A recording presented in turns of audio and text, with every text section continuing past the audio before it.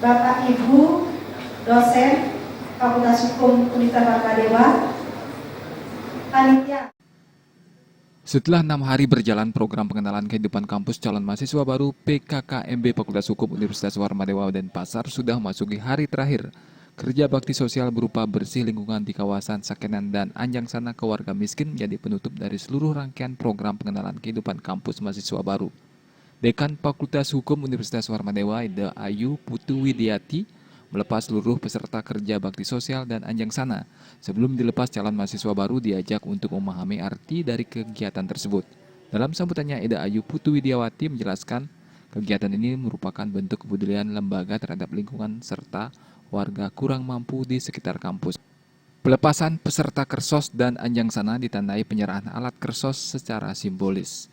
Ini juga buku sumbangan.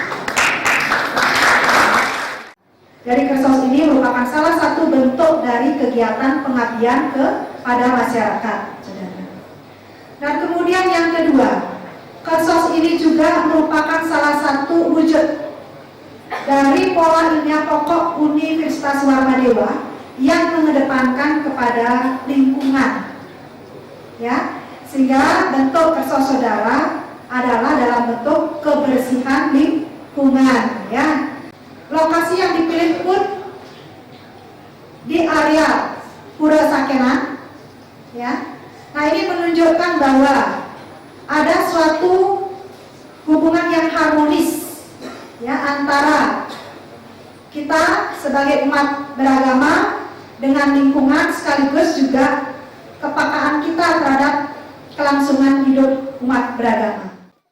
Keluarga Putu Artana yang tinggal di lingkungan Ciluk, Kelurahan Panjer, Denpasar Selatan menjadi salah satu warga kurang mampu yang dikunjungi oleh calon mahasiswa baru. Perwakilan calon mahasiswa baru menyerahkan bantuan berupa sembako, alat tulis, dan uang tunai. Lurah Panjer Made Suryanate mengungkapkan rasa terima kasihnya. Dirinya berharap bantuan ini meringankan beban hidup Putu Artana, bapak 4 orang anak yang menggantungkan hidup sebagai pemulung.